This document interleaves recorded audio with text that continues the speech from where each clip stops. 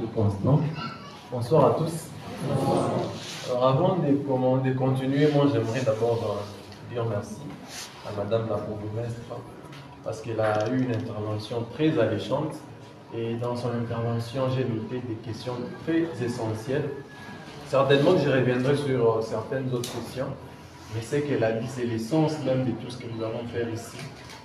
Madame a parlé de l'envie, elle a parlé de l'ambition, elle a parlé de la vision. Ce sont ces éléments-là qui peuvent conduire toute action des changements qu'on peut prétendre poser aujourd'hui. Donc pour revenir à votre question, vous demandez la définition de l'entrepreneuriat et l'engagement citoyen.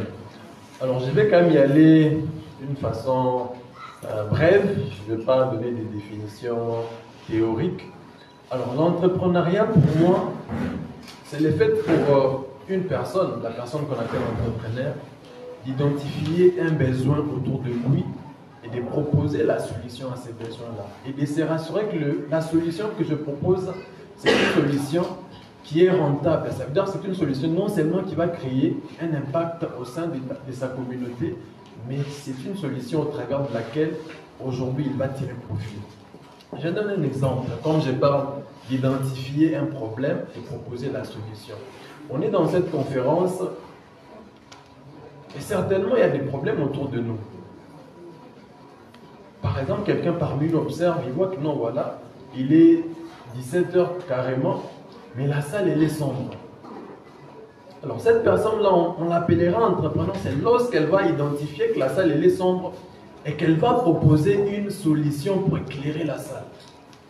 Et cette solution-là, il faudrait qu'elle l'aide à lui de tirer profit. Par exemple, la personne remarque que la salle elle est sombre, la personne nous ramène une batterie à l'extérieur, elle fait une installation avec des ampoules et nous payons pour ces services-là. La personne nous éclaire et nous, on paye ces services-là. La personne, elle a répondu à un besoin que l'on avait ici, le besoin d'être éclairé, et la personne a atteint un impact et la personne aussi a le profit par rapport à la solution qu'elle a proposée. J'espère que c'est ça la définition de l'entrepreneuriat. Donc, vous résolvez un problème au travers d'une solution et non seulement vous créez l'impact au travers de cette solution-là, mais vous-même, vous avez un profit en proposant cette solution-là. Pour parler de l'engagement, vous parlez d'engagement civique, on va d'abord prendre l'engagement lui-même. Moi, je comprends l'engagement comme ce fait-là que chacun de nous a de se faire la promesse d'être une solution à un besoin qu'il identifie au sein de sa communauté. La bourgmestre a parlé de comment est-ce qu'elle est arrivée à s'engager en politique. Elle dit que ce n'était pas son ambition avant. Avant, elle ambitionnait d'être journaliste, étant donné les dames qu'elle voyait le faire. C'est lorsqu'elle a remarqué autour d'elle qu'il y avait des discriminations qu'elle s'est dit non, là je m'engage à faire la politique afin de résoudre ce problème de discrimination. Ça veut dire que cet engagement-là, madame s'est fait la promesse d'être une solution aux besoins qu'il y avait de lutter contre la discrimination. Alors, l'engagement étant cette promesse qu'on s'est fait à soi-même d'être une réponse à un besoin, si on doit parler de l'engagement civique, là, c'est la promesse qu'on s'est fait en tant que citoyen. Aujourd'hui, je suis habitant de la commune de Bipemba. Quelle promesse je peux me faire en moi-même afin de résoudre un problème à Bipemba? Est-ce qu'à Bipemba, tout va bien? Alors, si tout ne va pas bien, qu'est-ce que moi je fais? La bourgmestre fait son travail. Le chef du quartier fait son travail. Le chef de l'avenue et de la cellule fait son travail. Mais moi, en tant que citoyen, qu'est-ce que je fais? J'ai aimé parce qu'avant qu'on commence cette conférence, on a exécuté l'hymne national. Et si vous lisez l'hymne national, à chaque fois que nous l'exécutons, nous nous rappelons un engagement que nous avons avec notre communauté, envers notre pays. J'ai aimé quelque part, on a une phrase qu'on dit souvent, on dit « Nous peuplerons ton sol ». C'est-à-dire, on fait promesse à la RDC que nous, en tant que Congolais, nous allons peupler ton sol. Et nous allons assurer ta grandeur. Alors, je vais quand même expliquer, selon moi, ces deux phrases que nous répétons toujours lorsque nous exécutons l'hymne national. On dit qu'on va peupler le sol du Congo. C'est vrai, on les fait en venant au monde.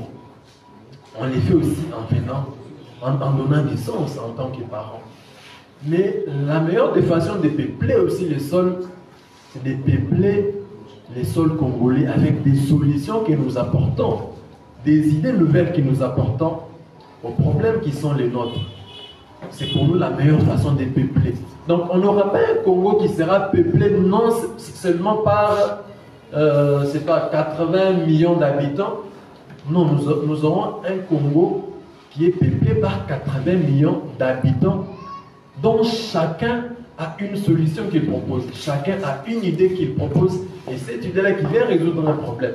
C'est la meilleure façon que moi je comprends, la meilleure façon pour nous de peupler le pays. Alors nous assurerons ta grandeur. Un pays grand, c'est un pays qui est développé. Ce n'est pas un pays où nous avons des routes en mauvais état, ce n'est pas un pays où nous avons des problèmes. Alors, vous comprenez que là, on ne dit pas que les autorités assureront la grandeur du pays, de notre Congo, mais on dit nous. Et en chantant, chacun de nous dit nous. Le nous qu'il dit, c'est nous, d'abord soi-même, et le nous d'ensemble. C'est-à-dire que chacun devra avoir plutôt sa part. C'est comme ça que moi j'ai défini l'engagement civique, comme cette responsabilité qu'on se donne d'être la solution ou la réponse à un besoin de sa communauté, un besoin de sa province, de sa ville, de sa commune, un besoin de son pays. Donc c'est un peu ça pour répondre à votre première question. Merci, merci beaucoup Mike. Vous étiez en train de dire que l'entrepreneuriat pour vous, c'est le fait pour un entrepreneur d'identifier un problème de sa société et de proposer des solutions. Et l'exemple que vous avez donné, c'était celui de cette salle, puis un deuxième, celui de son Excellence Madame le bourgmestre, puis l'engagement civique. Vous avez donné des exemples de notre hymne national que nous exécutons. Merci beaucoup Mike. On comprend que l'engagement civique, c'est un processus. Effectivement. Alors, quels sont les processus qui entrent en jeu pour arriver effectivement à cet engagement civique? Alors, pour dire processus, ça veut dire que c'est une suite d'étapes, une suite d'actions que l'on doit entreprendre pour arriver à dire effectivement qu'on s'est engagé. Madame Irène ne s'est pas réveillée un matin et puis elle est devenue bourgmestre. Elle est partie de quelque part, après elle a eu une ambition, elle a eu une envie, et ça fait qu'elle se retrouve là où elle est. La première étape de ce processus-là, pour moi, c'est d'abord se remettre en question en tant que citoyen. Parce qu'ici, nous parlons de l'engagement civique. Ça veut dire les devoirs que nous avons par rapport à notre pays en tant que citoyen, qu'est-ce que je peux faire aussi? Pour commencer à s'engager, il faut d'abord se poser la question, qu'est-ce que moi je fais? J'habite la commune de Bipemba. Quelle est ma responsabilité? Quel est le rôle que je dois jouer pour arriver à être aussi une solution au problème de Bipemba? Lorsque vous êtes remis en question, donc vous identifiez le rôle que vous avez à jouer. Et lorsque vous avez identifié ces rôles-là, il faudrait que vous puissiez les définir d'une façon claire. Le rôle que j'ai à jouer, c'est de lutter contre la discrimination qui se fait contre les femmes. Alors, clairement, qu'est-ce que j'ai à faire en tant que citoyen? Là, je n'ai pas de responsabilités civiles. Je ne suis pas gouverneur, je ne suis pas ceci, cela. Mais en tant que citoyen, quels sont les moyens qui sont à ma disposition pour pouvoir assumer le rôle que j'ai identifié? Peut-être le rôle que tu as, c'est tu as vu qu'autour de toi, il y a beaucoup de saletés. Tu n'as pas de pouvoir pour mobiliser des partenaires afin qu'ils ramènent la salubrité. Mais au moins, en tant que citoyen, tu peux commencer par chez toi. Chez toi, il y a une poubelle que tu entretiens. Au niveau de ta route, tu peux te mettre à arranger. Là, tu commences à t'engager. Et au-delà de ces petits engagements qui commencent par chez toi, tu peux commencer à réfléchir. Au-delà de ce que j'ai fait au devant de ma parcelle, qu'est-ce que je peux faire pour couvrir autant de parcelles? Qu'est-ce que je peux faire pour couvrir autant d'avenues? C'est là qu'il y a des gens qui créent des collectifs. On crée un collectif pour assainir notre milieu tous les samedis. C'est-à-dire, on se voit à 6 heures, on se retrouve autour de cette cellule-là, autour de cette avenue. Et notre mission, c'est de rendre propre cette avenue-là. Là, vous êtes engagé en tant que citoyen. Et l'autre engagement, ça peut être de porter la voix de votre communauté auprès des autorités. Les autorités sont là. Elles sont là pour travailler pour la communauté. Mais elles doivent avoir le besoin.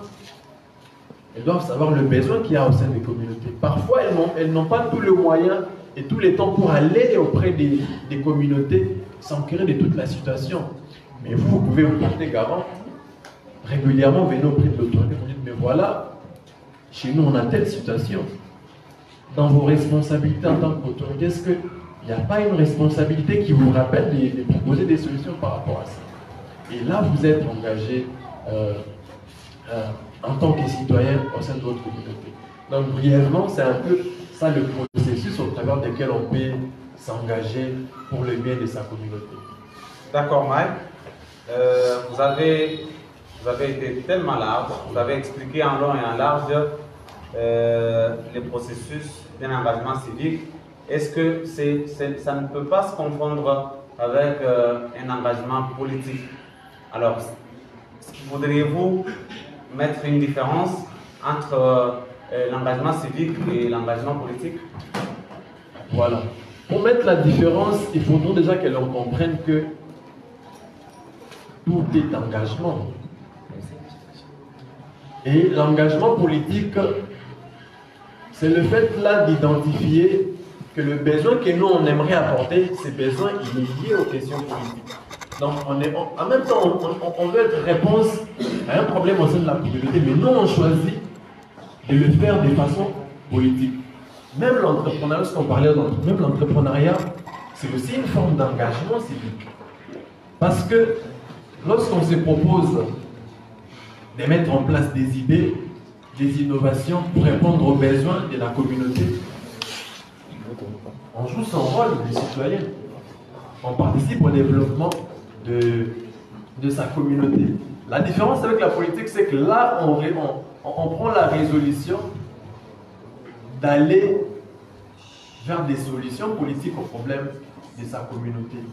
Et ce n'est pas tout le monde qui peut s'engager en politique. Ce n'est pas tout le monde qui doit également s'engager en politique. Tout part d'abord d'une introspection. Vous qui voulez vous engager, est-ce que vous avez identifié c'est quoi la vision des choses que vous avez? Au-delà de la vision des choses que vous avez c'est quoi vos objectifs personnels? C'est quoi vos ambitions personnelles? En même temps, c'est quoi vos capacités? Parce qu'il y a des gens qui ont des dispositions, par exemple. Vous trouvez quelqu'un, sa capacité à lui, c'est que facilement, il peut te convaincre à épuiser une idée quelconque. Facilement, il peut venir au milieu de vous, vous dire que non, là, vous êtes assis, vous ne remarquez pas qu'il fait sombre dans cette... Pourtant, nous, on est assis, on est à l'aise, on est en train de travailler, mais cette personne-là voit qu'il fait sombre. Elle vient nous convaincre à nous rendre compte qu'il fait sombre. Cette personne, elle peut être bonne à mettre en place une idée d'entreprise, une entreprise qui propose des solutions. Mais il y a une autre personne, comme j'étais en train de donner l'exemple ici, qui, elle, son envie, ou quand elle est en face de problèmes, elle est toujours poussée à aller vers des autorités, leur questionner sur leurs responsabilités par rapport aux problèmes qu'il y a au sein de nos communautés. Donc elle, lorsqu'elle remarque le problème, tout de suite, elle n'est pas disposée à proposer des solutions, des innovations, des idées extraordinaires. Non. Elle, la première idée qui vient, c'est que je vais vers l'excellence Irène Je lui dis, mais Excellence, il y a un problème. Est-ce que vous n'avez pas vu ces problèmes? Est-ce que vous n'avez pas des solutions que vous pouvez proposer? Cette personne, elle a des prédispositions à aller vers l'engagement politique. Donc, tout dépend des prédispositions qu'a chacun de nous, de la vision qu'a chacun de nous. Donc, parmi les processus, lorsqu'on veut s'engager, l'élément important, c'est aussi poser des questions sur ce que nous sommes nous-mêmes d'abord. Ce que nous avons nous-mêmes comme capacité, ce que nous avons nous-mêmes comme prédisposition naturelle, ce que nous avons comme talent, comme don. Ça va nous orienter à faire le choix du type d'engagement qu'on aura. Soit on est engagé en politique, soit c'est dans les affaires avec l'entrepreneuriat, soit c'est un engagement civique, comme on est en train aujourd'hui d'échanger avec vous, on est au sein d'une organisation sociale. Là, c'est de l'engagement civique. Donc, c'est un peu ça pour répondre à votre question. Merci beaucoup, Mike. Vous étiez en train de dire que après avoir identifié le problème, apporter une solution. Comment y arriver? On peut procéder par la mutualisation des forces ou la création des politiques. Et c'était déjà ça. J'ai pensé que tu as déjà répondu à une des questions. J'étais en train de vouloir te poser. De quelle façon on pouvait s'engager. Voilà, alors, essayons un peu de creuser dans l'entrepreneuriat. Quels sont les piliers de l'entrepreneuriat? Parce qu'ici, on parle de l'entrepreneuriat, de l'engagement civique. Maintenant, nous sommes sur le volet entrepreneurial. Quels sont les piliers de l'entrepreneuriat? Alors, pour moi, les piliers de l'entrepreneuriat, je peux commencer par...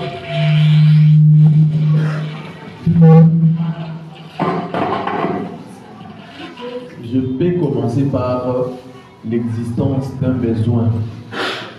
C'est-à-dire qu'on ne peut pas parler de l'entrepreneuriat tant qu'il n'y a pas le besoin tout autour de vous. Donc il faudrait qu'il y ait un problème, il faudrait qu'il y ait une nécessité au sein de votre communauté pour qu'on parle de l'entrepreneuriat. Alors, lorsqu'il y a le besoin, l'autre élément, l'autre pilier de l'entrepreneuriat, c'est la solution que vous amenez pour répondre aux besoins que vous avez identifiés au préalable. Un autre élément comme pilier de l'entrepreneuriat, c'est qu'il faudrait que la solution que vous apportez trouve un marché qui existe. Ça veut dire que la solution que vous apportez, on a dit que cette solution, elle doit être rentable. Ce n'est pas une solution gratuite que vous apportez. L'entrepreneuriat, c'est différent de ce qu'on fait aujourd'hui, nous, en tant qu'organisation. En tant qu'ONG ASPEL, on peut se mobiliser aujourd'hui, faire une collecte des fournitures scolaires qu'on va aller donner dans un orphelinat. On donne ces fournitures gratuitement, mais l'entrepreneur, lorsqu'il vient, il a les fournitures scolaires, mais il doit se rassurer que les fournitures scolaires que j'amène, est-ce qu'il y a des gens qui vont payer ça?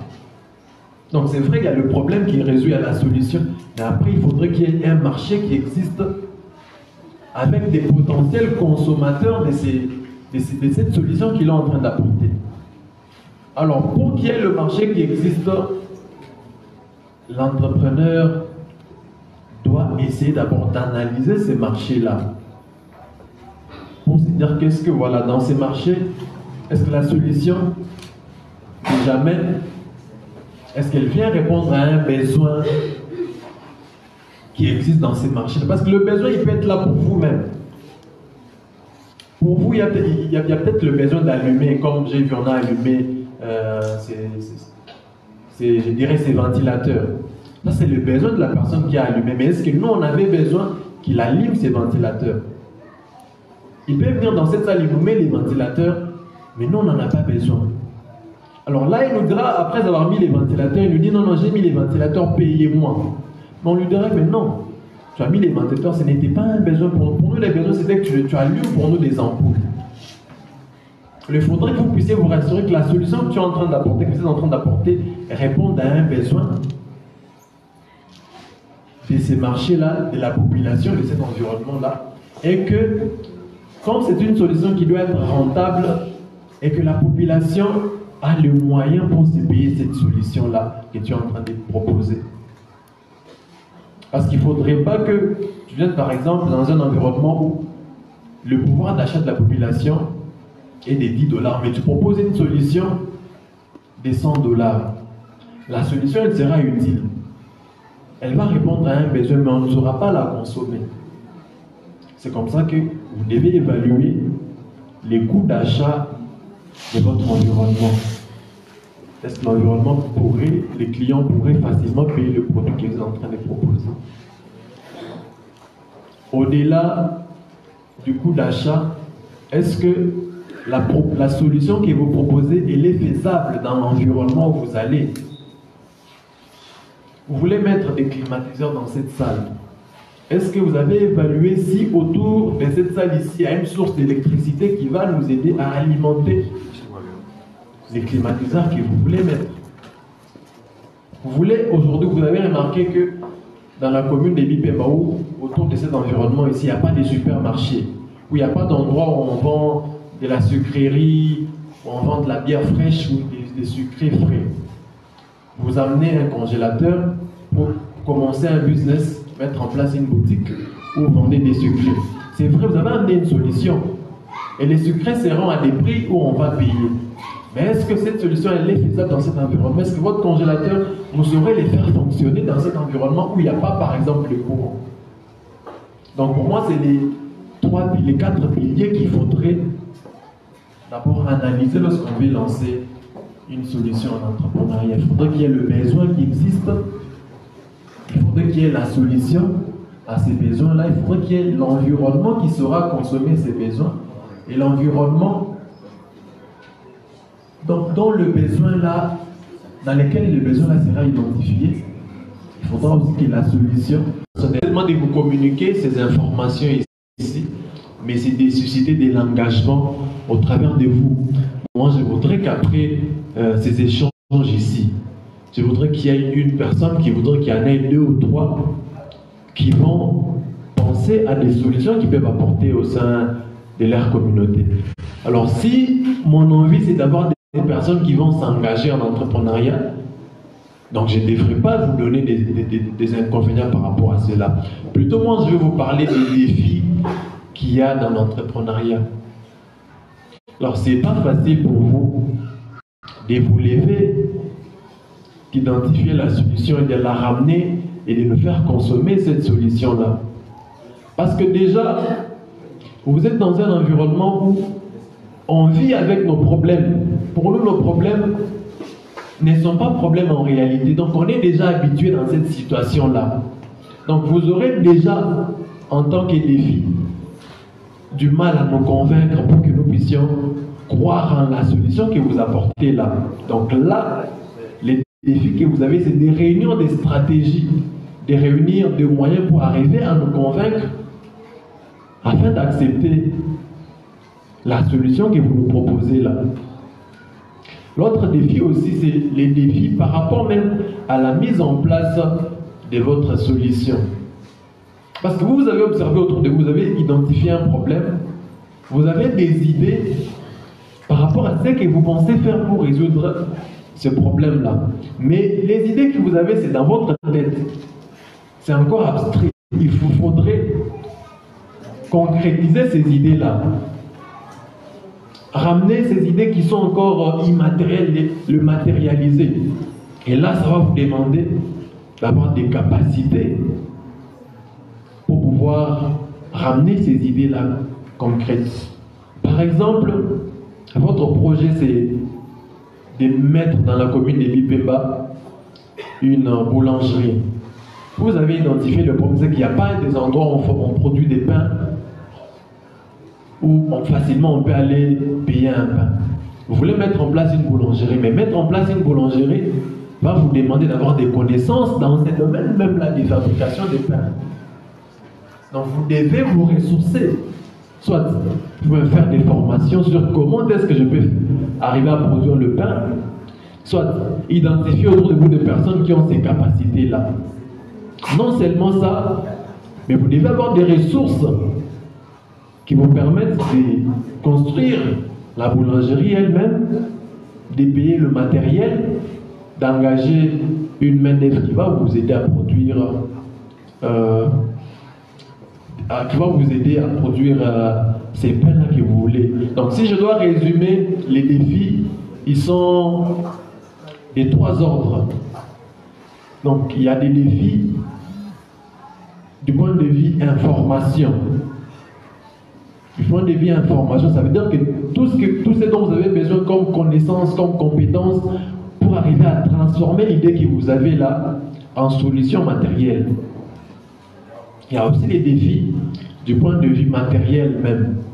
C'est dont vous avez besoin pour arriver à matérialiser l'idée que vous avez. Et l'un des plus grands défis, c'est les défis en termes de finances. Vous pouvez avoir les informations, vous savez comment est-ce qu'on fait pour produire le pain. Vous avez 2-3 personnes autour de vous en termes de ressources humaines qui vont vous aider. Mais après, il faut le fonds pour payer un espace, construire votre boulangerie, pour payer tout ce qu'il y a comme intrant qui entre dans la production de votre projet. Je crois qu'il y aura des questions sur comment est-ce qu'on peut arriver à relever tous ces défis-là. Merci beaucoup Mike. Vous êtes vraiment impeccable. Est-ce qu'on peut accompagner Mike des applaudissements? Merci beaucoup. Vous avez balayé presque beaucoup de questions. Je pense que nous n'allons pas essayer de tout terminer. Que